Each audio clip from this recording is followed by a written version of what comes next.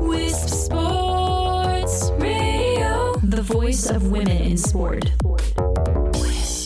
Hello, and thank you for downloading the Horse Show podcast here at Wisp Sports. This is Season 4, Episode 16, and I'm Chris Stafford.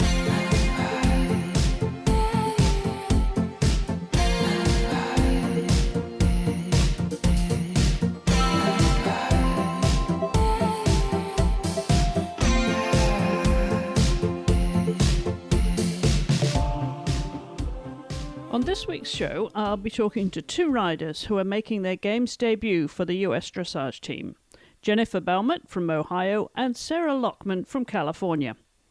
And we'll begin with Jennifer, who, together with Betsy Juliano LLC's 14-year-old Hanoverian gelding Handsome, joined the squad for the 2019 Pan American Games that will be held from July the 28th through the 31st at the Equestrian Club Militar La Molina in Lima, Peru. Although this will be Jennifer's first games, she and Handsome were on the winning Nations Cup team in Wellington this past winter, and she is excited at the opportunity given their consistency since the partnership began just 3 years ago.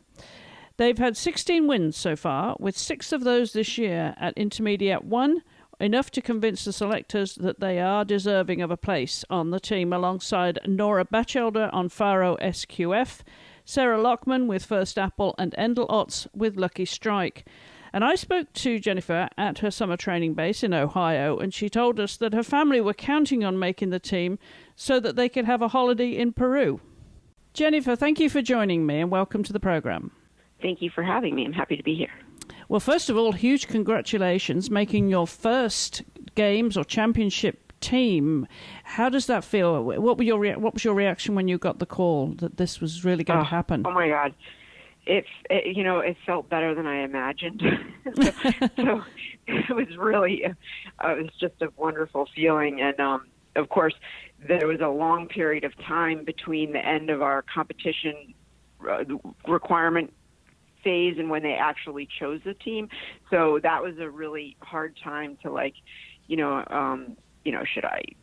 should I live life as if I'm going, or it was just really difficult. So when I got the call, it was just such a relief, and it was just so exciting. So. You've been on the team before, of course, a Nations Cup team, but this is slightly different, isn't it? When you make it to a major championship such as the Pan Am, to be able to put this on your CV. So the first question is, how is Handsome now? Oh, he's fabulous. He couldn't be going better. And I think he's in top shape, and I'm just trying to keep everything, trying to figure out how to peak at the right moment, but he's doing great. We're both ready. So you've paced yourself with him then, as you say, to prepare him to peak when you get to Lima. That is obviously a challenge sometimes, isn't it, to get them to, totally. practice, Very big challenge. And, we have a lot of steps along the way. We're here in Ohio, where I'm lucky enough to still get lessons with Debbie, who's in Europe. We do it remotely by Pixio. So there's I can't name my day to take a lesson, like I was supposed to have one today, and that, she can't get internet connection at the right time, so it's tomorrow. So that's been challenging to just keep up the training with Debbie, which I'm lucky. Oh my gosh, I'm lucky that I could do that. And then we'll of course be in Florida for 5 or 6 days, which is a much different climate than Lima. So there are a lot of kind of factors to consider in preparation. Of course, you know him so well by now. You took over the ride, I understand, from Betsy Juliano, and but very, very smooth. That was a very easy transition from what you've told me, and obviously the perfect fit for you. Yes, it was. It was, he was, when I first started working for Betsy, she was riding him, and I was mainly teaching her on him. And then as she got busier with work, he was the horse that she left for me more frequently, and so it was sort of a slow transition. But yeah, I do know him really well, and I've been competing him now for 3 years, so we've been in a lot of different situations, and so it's a real strong partnership. It certainly is, and you've been incredibly consistent with him, Jennifer. That record really speaks for itself. I mean, there was only once when you were out of the top 10, I understand, in FEI competitions. So what do you put that down to? Obviously, when you find a horse that you really gel with, and you're growing together. He's now, 14, isn't he? I think he's coming into his best now. What do you put that down to? Well, for starters, he's a very reliable horse. You know, he never says no. You know, it's just a matter of tweaking things so that he is like, you know, what can I do for you today? You know, but he never says no. So it's a very, very, very, he's a real reliable horse to begin with, and always has been. So that's great. And then, you know, we've just grown together quite a bit. He's got a lot more confidence than he used to, and that's been really, really, really just very heartwarming to watch. You know, and Betsy will attest to the same thing. Like when 4 years ago, it was like, what is he thinking? You know, he was a real inward horse. You know, does he even like me? Like, do you like doing this? I mean, whereas he never said no, you know, it was kind of like he was just sort of blah all the time. And now, oh my God, he is like all personality, and you know, he's very vocal. If I'm not on a horse, he sees me, he starts nickering like crazy because, you know, not just because I do think he likes me, but he wants me to take him out. And it's so cute. I just generally do. Yeah, that's wonderful. Yeah, clearly it's a wonderful bond between you, and that's what dressage partnership's all about, isn't it? It is, and he loves to trail ride. Like he's just, you know, he's just a really, really, really happy horse. And I don't think he was an unhappy horse before, but he was just sort of, you know, blah. And now he's just really one of the happiest horses I've ever known. That's wonderful. I know, truly blooming, really flourishing now at his job. So if he was a guy, who would he be? Oh my gosh, that's a good question. I'm so bad at stuff like that. Let's see. Well, he'd be a charmer for sure. Not a ladies' man, like, you know, like he'd be a gentleman, and definitely a charmer. So well, a Cary Grant then, perhaps. There you go. Yes, Cary Grant or Gary Cooper type. Yeah, yes. yeah. No, he seems to come across that way. So obviously now it is all about timing and getting him right for the competition, because you've been planning this for quite a while. This was something you wanted to do, wasn't it? Qualify for the Pan Ams and see where it went. Well, mission accomplished because you've been selected. I'm thinking now in terms of his career progression, because this has been a goal for a while to get onto the Pan Am team. So where does this sit in terms of the big scheme of things? Well, you know, I mean, he is, you know, he schools a lot of the Grand Prix, and whether or not he'll be a Grand Prix. I mean, last fall I was like really just training like we were going to go to Grand Prix, and we sort of, I want to say, back down a little bit because of course the timing for Pan Ams was sort of perfect, and he'd already been excelling at that level.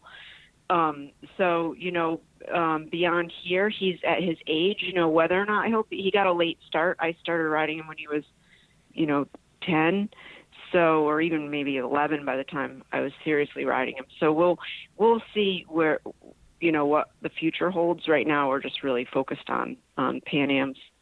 Right. Okay. Take it all as it comes. Well, let's just reflect a little bit on your riding career. For those who are not familiar with Jennifer Baumert, where did it all begin? Where was the love of dressage?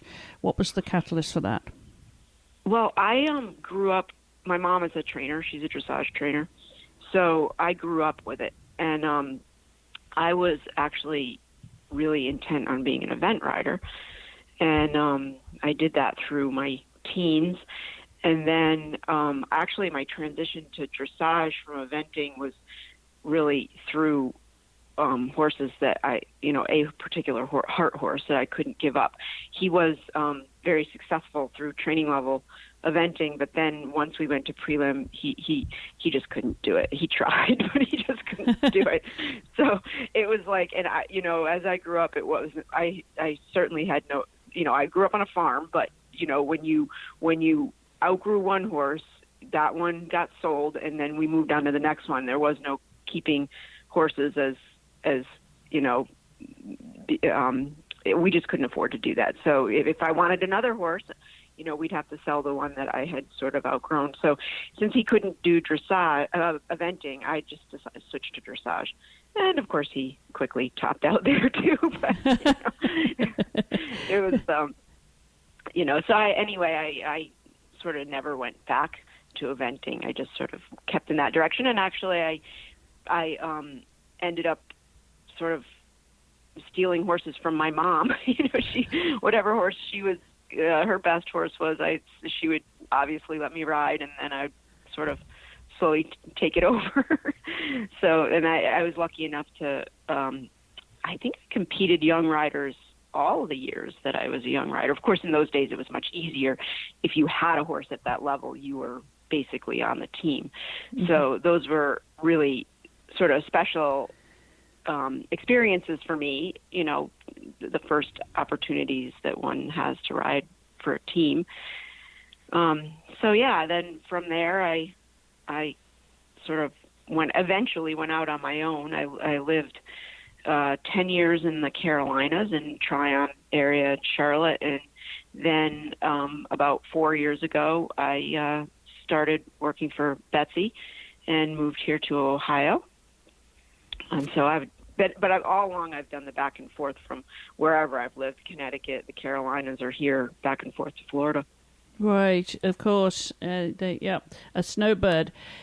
Do you remember when you first got on a pony or a horse? I don't even remember it. I remember I have pictures of me ridiculously young on ponies, and there were a lot of older kids at the farm that my mom taught.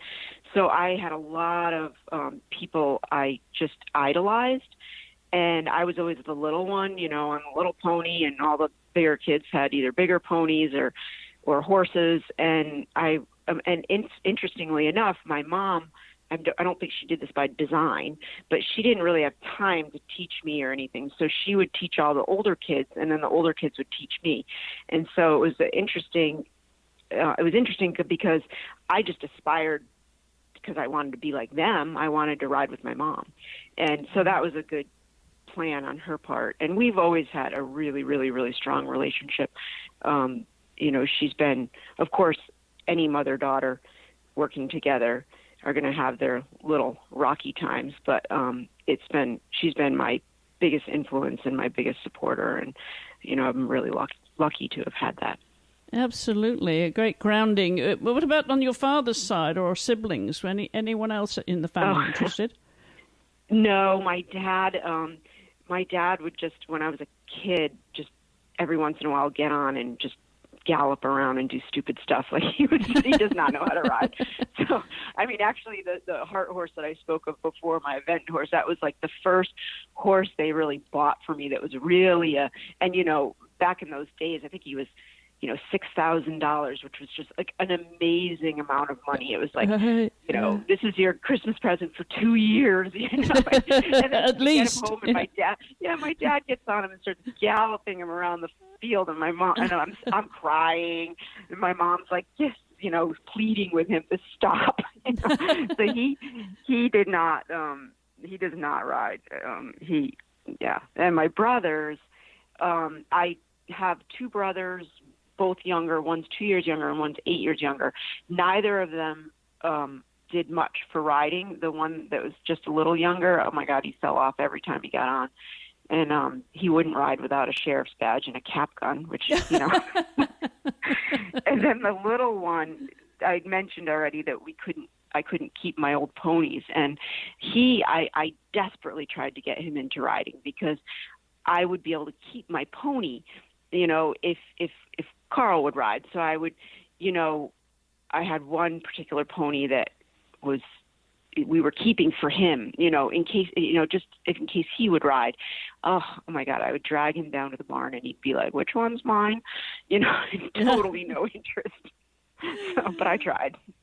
Exactly. Well, clearly you were the one that was meant to make it in the horse world. Did you do I was any totally horse crazy? Horse crazy girl. Did you do any other sports, Jennifer, when you were in school, when you were younger? Oh yeah, I did. My family's real strong in sports. I played hockey, baseball, and soccer. Which once I went to high school, baseball became. I played all boys sports. In a little town. Growing up, I was like the only girl on the soccer team and the only girl on my baseball team. Oh, definitely the only girl on the hockey team. So, and of course, playing with all the boys, I wasn't particularly good. But then when I went to high school, that was the one thing. I mean, I was definitely a kind of strong athlete in high school because once you start playing with girls, it's much easier. Right. Well, this, of course, was in Connecticut, right? So this would have been ice hockey. Yeah. Just for clarification for our field hockey fans here. Yeah. I love hockey still. Like we go to my parents had season tickets to the Whalers, and so when we're in Florida, we cheer for the Panthers. And I've tried to get my son into it. He loves to skate, but he doesn't have that, at least not yet. He doesn't have that sort of competitive thing. He just wants to skate around. He doesn't really want to go for the puck or anything. So, do you have any time now to do any other sports at all, or is it entirely focused around the horses? No, I'm an avid runner. I love running, and I still do a lot of running and hiking. And one of the things I love about living in Ohio here is just a lot of green space. So I bring my dog and go out in the woods a lot.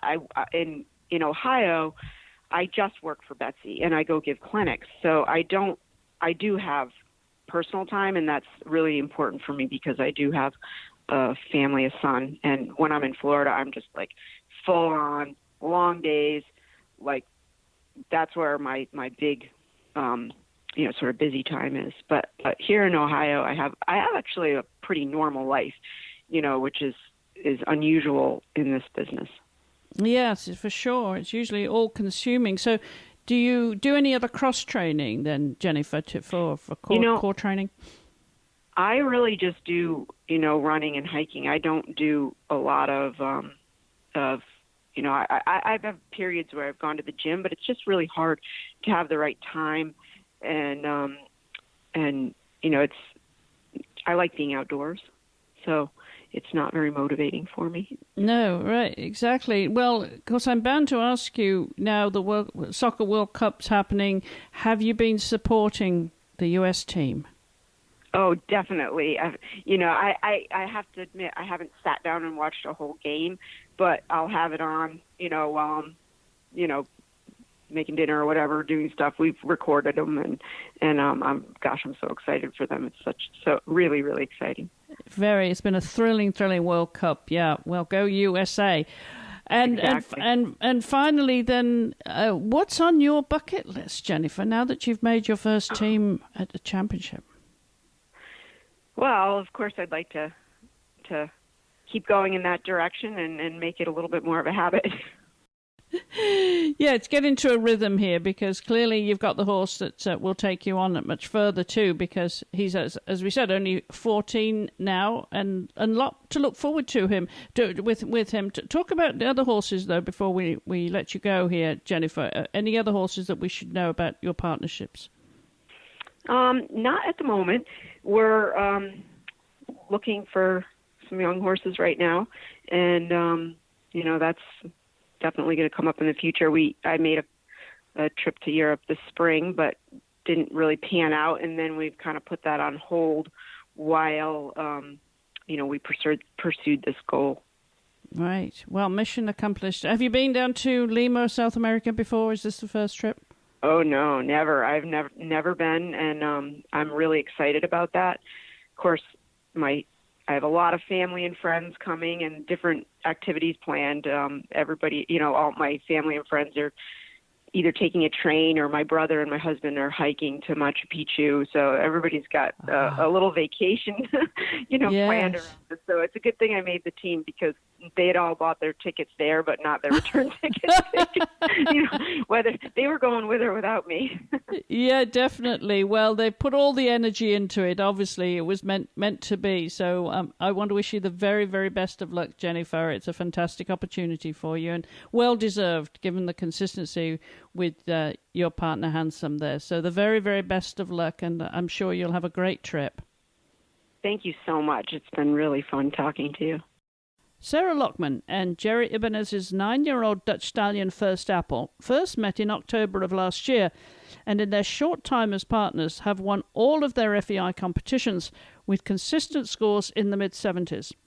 And even though this is a relatively new partnership to be making their games debut, Sarah knew from the very first time she sat on Apple that they were meant for each other, and she will be heading to team camp shortly, full of confidence of what they can bring to the squad. Sarah, hi, thank you for joining me. Hi, thank you so much for having me on. Well, first of all, congratulations. I can only imagine how you must have felt when you got that call, being a rookie to the team. This is your first time on a championship team. How did it feel to get that call? Oh, my goodness. Well, it's like a childhood dream coming true. I told one of my first instructors when I was only 10 years old that, well, first of all, I wanted to be a horse trainer. And second of all, I wanted to represent the United States. So to get that news that I am on the United States Pan American team for dressage, it was definitely a pinch me moment, and has kind of made all the years of hard work and, and blood, sweat, and tears basically really worth it. And I'm so excited to be on this journey. Absolutely. Well, first of all, how is your pony right now? Oh, he is super. Apple is training in top form, and we're a relatively new combination. We just purchased Apple in October, and so we are pretty new, under a year. So I feel like every day I get to know him more and more, and we are definitely ready to bring our A game to the Pan American Games here at the end of the month. Well, as you say, very new combination, because you've been out only a handful of times, and you've gotten rather used to winning. Yes.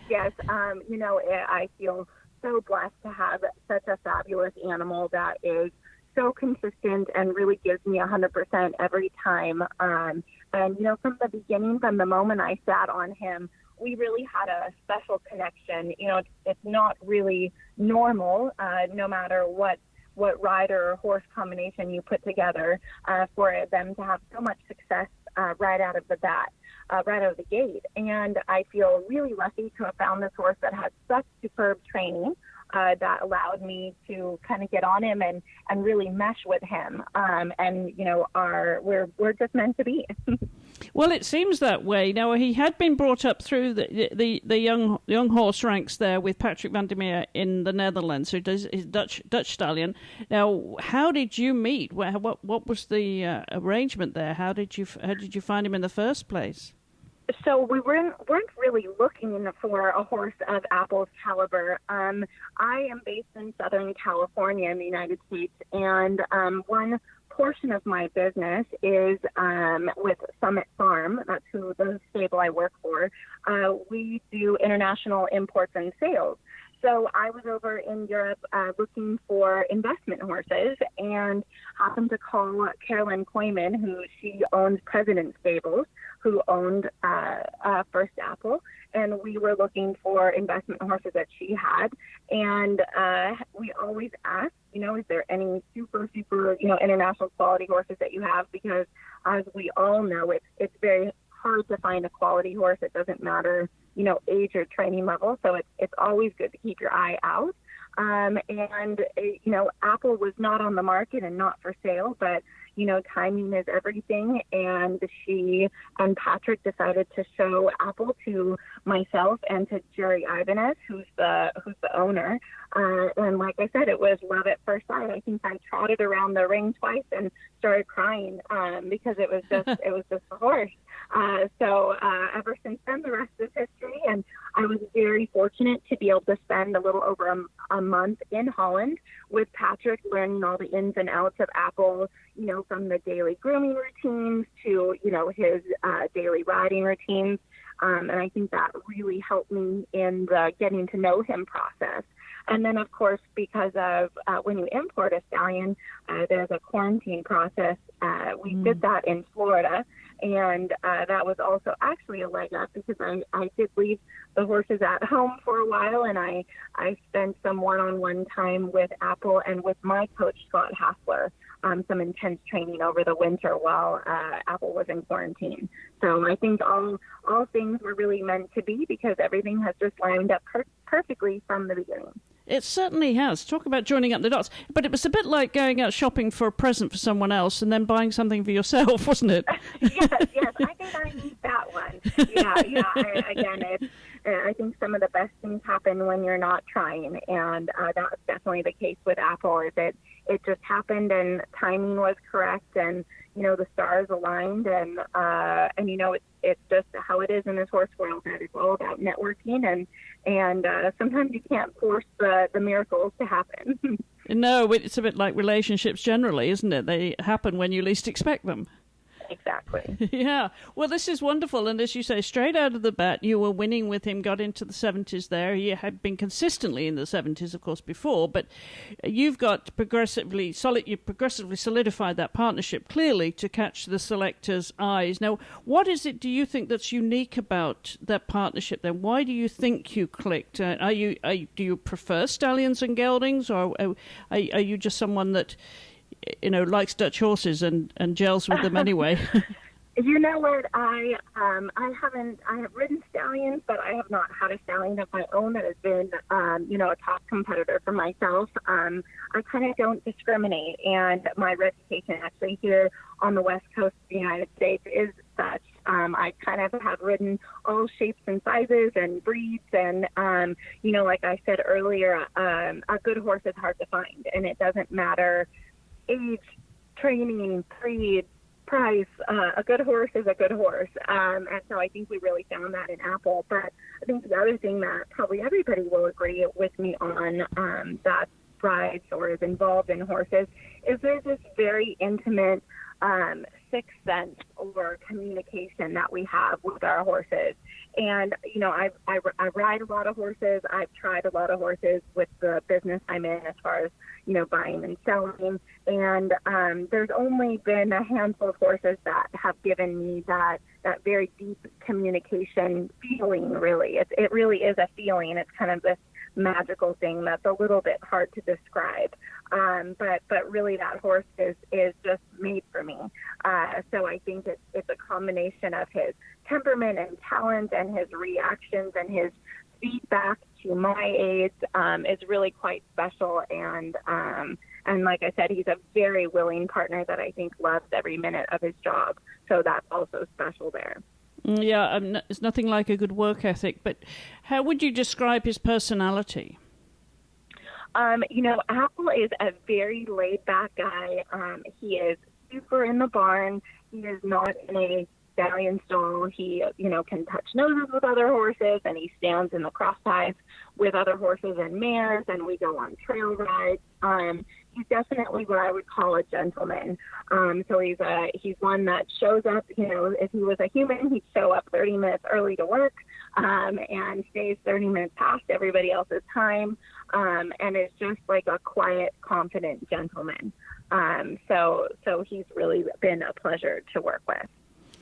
And, of course, there are a couple of young horses on the team. Well, Elsa, an 11-year-old, but you're on a 9-year-old there.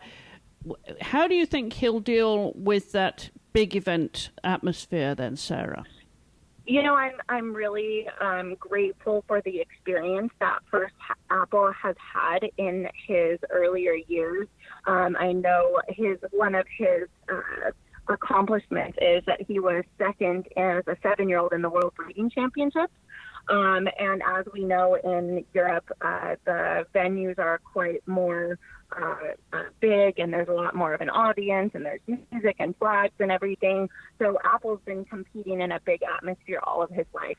And since he is such a quiet, workmanlike gentleman that is not spooky and kind of he really goes in that ring and he says, I am here, and he puts on his best show. He never cops out. So I actually am extremely excited to show him in a bigger venue, because I feel like, maybe our 8s are going to be 9s, so I can't wait to show him in front of a crowd. I think both him and I are showmen, and so that will be our absolute element.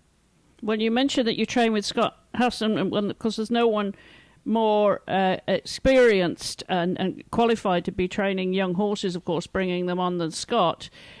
What have you been bringing out of the horse since you got him? What would you say has matured in his performance in these last few months that you've had him? I think a lot of it has just been him and I really getting gelling in all of the work. And like I mentioned, he has such super classical training, the horse does. So it's just making everything a little bit more mine. Everything that I do, is probably a little bit different than 6'5" Patrick. So just or working on the details. At this horse's stage in his training, a lot of it is just strength. The horse is very consistent and doesn't need any kind of drilling. But we also are very excited for this horse for the future. I am so happy to be on the Pan American teams, and this is definitely was a big goal and our first step in our career. But what we've been doing actually is being very strategic and training towards the Grand Prix in between our small tour competitions.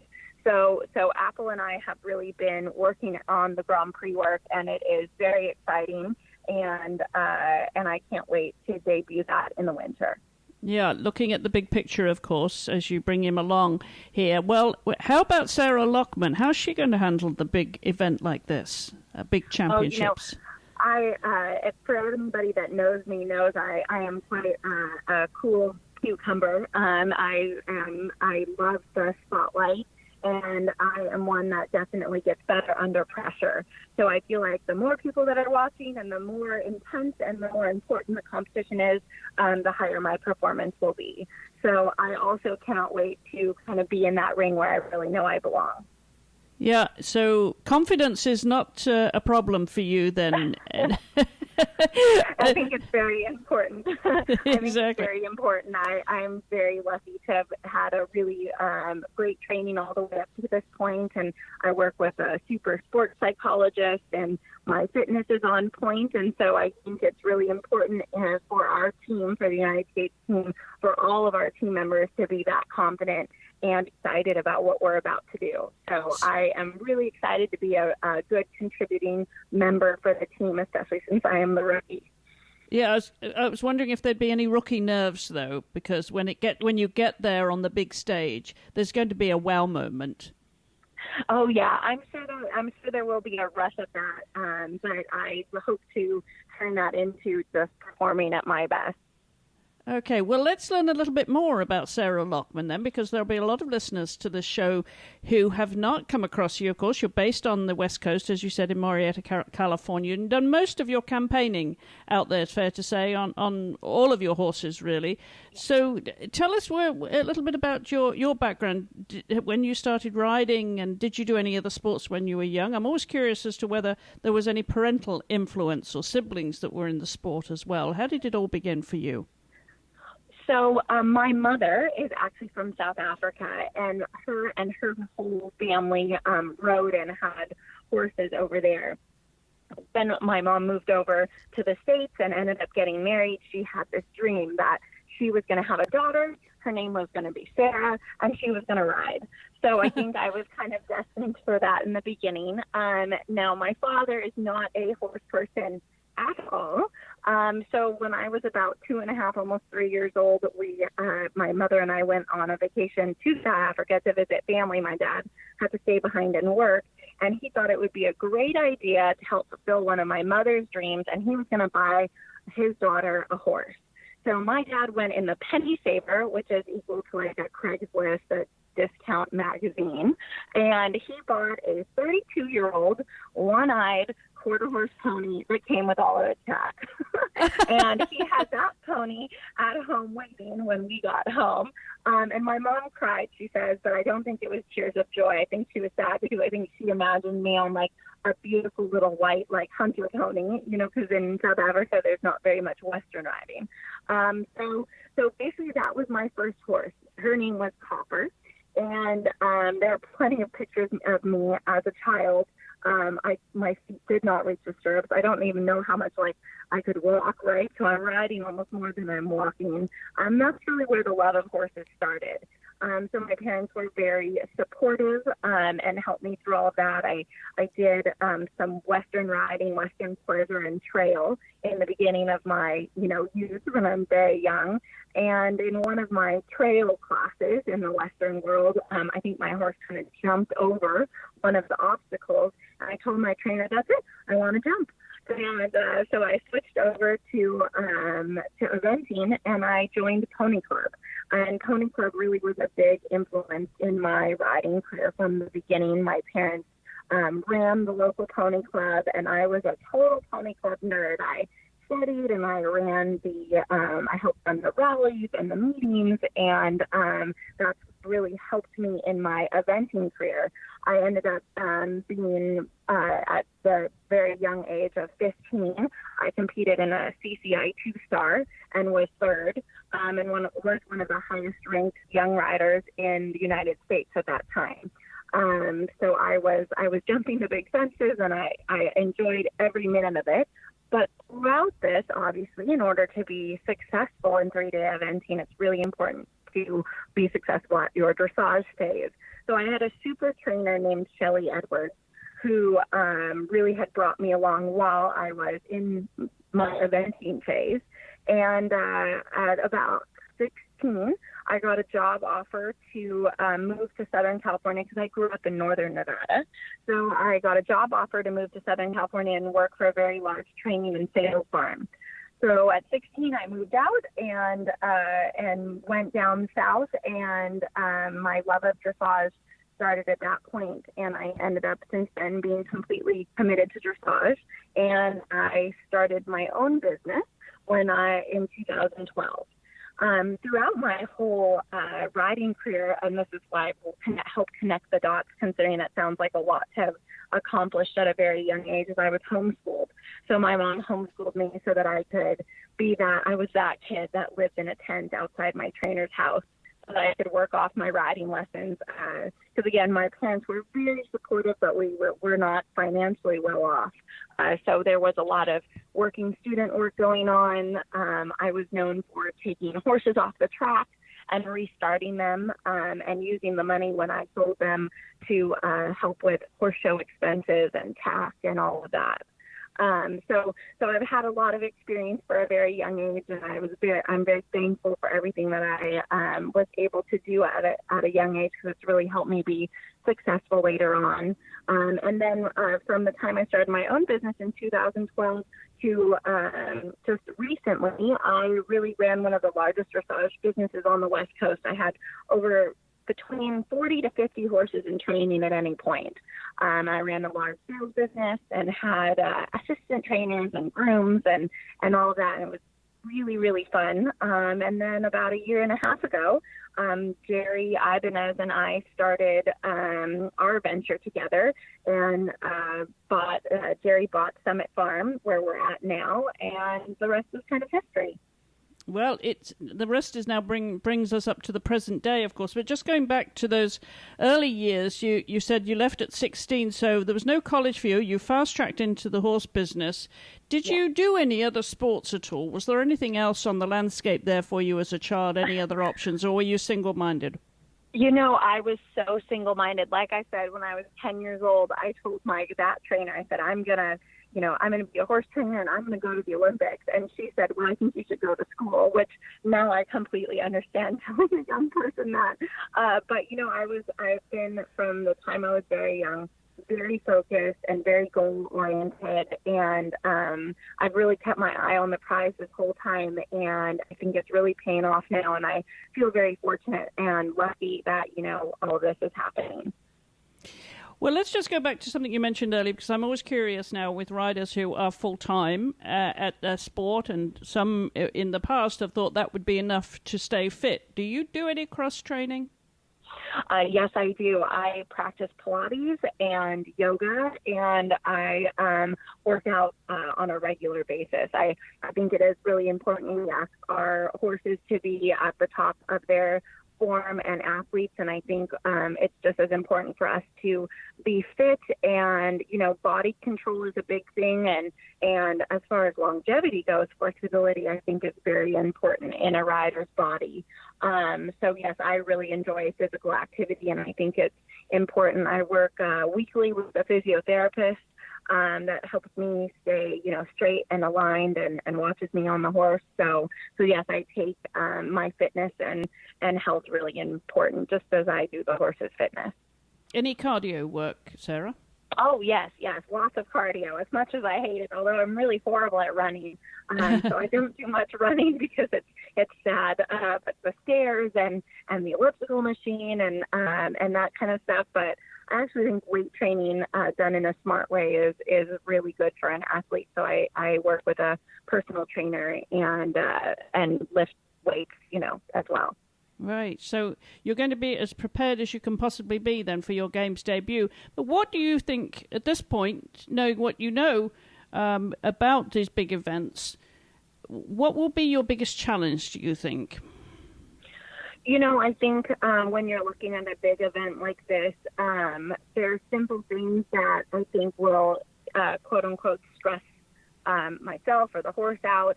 We're not just going like we do normally and show up for the horse show the day before, where it's very easy to prepare and peak at the right time. There's a lot of travel involved. I'm the only rider from the West Coast, so I have to travel to Florida first for training camp, where it's going to be record heats and super humid, which we're not quite used to on the West Coast. And then obviously we're traveling to Lima, where it's winter, and it's between 50 and 60 degrees. Thankfully, the U.S. has a super team of vets and trainers and support staff that is helping make sure that we're all prepared for that. But I think one of the biggest challenges is just really managing my personal time and the horse's time and our time together correctly, so we really peak exactly on the day we need to, and not before or after. So what is the schedule then? I know there's training camp, as you said, in Florida. Do you fly him out there? Well, pretty soon, I would imagine now. What's the schedule?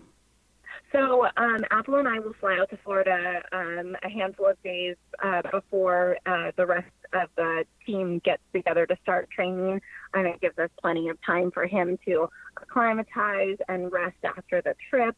And then we do about, I believe, a 5 or 6 day training camp together as a team.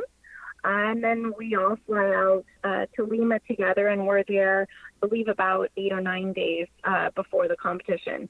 So we will be able to have plenty of time to settle in and make sure the horses are feeling at their best before we compete. And our first day of competition is the 28th. Right, absolutely. Well, it'll come on pretty quickly here. What do you think you will bring to the team, Sarah? I am hoping that I can just be a contributing member of this team. I am so blessed that I'm on this team with, other riders that have huge accomplishments under their belts. So I think we'll all be able to complement each other and help each other in this point.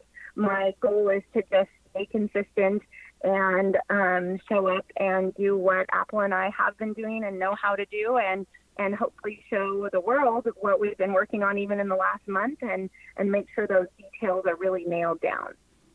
And who's on your team? Tell us about your groom and your support family. Who will be going with you? So my groom's name is Octavio Rocha, and Octavio is like family to me. He has been working for me since day one of when I started my business. So that man knows me inside and out. He is Apple's, basically personal groom. Apple feels very comfortable with him, so Octavio will be most likely fine with the horse. And Octavio is a great groom, super attention to detail, and a very calming influence on both myself and the horse. So he's been great to have around through my entire career. My coach is Scott Hassler, who's been coaching me now for, I think, about 5 years on all of my different horses of levels and everything. Scott also knows me inside and out.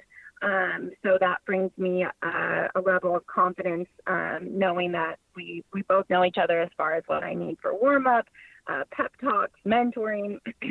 Scott really has that down pat. And then, of course, the owner of the horse, Gerry Ibanez, who also is a very calming Zen individual that helps us feel super confident and make sure that we're all taken care of in this whole process. And Jerry's been very involved and is totally a horse lover. And for him, yes, we definitely are competitive, but the most important thing is that Apple is taken care of to the height of our ability. Now, how about your family? Now, what is their reaction to this? Will they be coming along? Oh, so my family is so excited about this, and unfortunately, so I have two younger, not unfortunately, I have two younger sisters, but I do have two younger sisters and a younger brother. They will be watching over the live streaming because they themselves have families and jobs that they couldn't get away from, unfortunately. But my mother will be coming along, and so she says this is like a dream come true to her to watch her daughter compete under the U.S. flag. I mean, I get to go and wear, and I'm talking to you, by the way, on our Independence Day. Today is the July 4th, so I'm proudly wearing red, white, and blue, and I'm going to be very proud to wear red, white, and blue at the end of the month. And what's your mum's name? Francie Lockman. Francie, well, a shout out to Francie then, who always hoped that you would follow in her footsteps, and here you are making it onto the team. And just one final thing, because he's a stallion, I think he's the only stallion, obviously, on the dressage team, and I think he's probably the only stallion. I don't know if jumpers, without looking up right now, because that's a little bit different for quarantine, isn't it? Will he have a different requirement when he comes back from Lima? I guess as far as I am educated, that with South America, all of the quarantine is the same. So we all quarantine for 7 days upon coming home. So thankfully, we don't have to do the same quarantine that we did when we were in Europe. And again, we're only there a short period of time. So there's no need to do the longer quarantine that sometimes stallions and mares are required to do. That will be good. And then after that, presumably he'll get a nice holiday, will he? Oh, yes. We will be doing lots of trail riding, and he'll be getting lots of apples, that's for sure. Terrific. Well, as I said at the start, Sarah, you've got off to a terrific form here, so consistently winning with him, and hopefully you can bring that all to the top game that you'll be competing in your career highlight, no doubt. So I want to wish you the very, very best of luck with him, and thanks for taking the time to come on the program. Thank you. Thanks so much again, and watch for us on our live stream. Conversations from the world of women's sports. This is Wisp Sports Radio. And we will, of course, be following the competition throughout for all three disciplines, eventing, dressage, and show jumping. And hope to have some of the riders on the show when they get back to the US. So that's it for this week. Don't forget, if you have any ideas for guests, anyone you think we should be featuring on the show, you can drop us a line to info@wispsports.com and tell us why you think they should be on the podcast. And you can also join in the conversation on social media at Wisp Sports. You'll find all of our shows are also posted on the website at wispsports.com. If you go to the Listen tab, and the drop-down menu there will take you to over 30 different shows here on the network. And if you're listening to the show on your podcast app, thank you for downloading the show, because we know you have many, many choices when it comes to podcasts these days. So thank you for supporting WISP and supporting women in sport everywhere. Until the next time, thank you for listening. Goodbye for now.